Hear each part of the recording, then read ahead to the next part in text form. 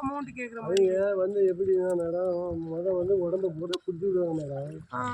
உடம்பு பூரா பிடிச்சிட்டு அப்புறம் ஆயில் போட்டு சரி டபுள் மசாஜ் அதுக்கு தான் கேட்பாங்க. நீங்கள் சிங்கிள் மசாஜ் போட்டால் 300 கேட்பாங்க.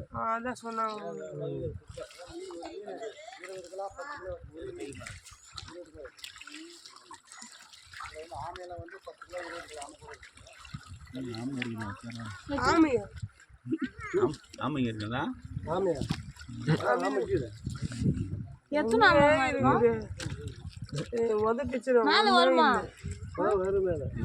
தண்ணியில் இருக்கும். இதுல என்னென்ன இருக்கும் தண்ணிக்குள்ளார?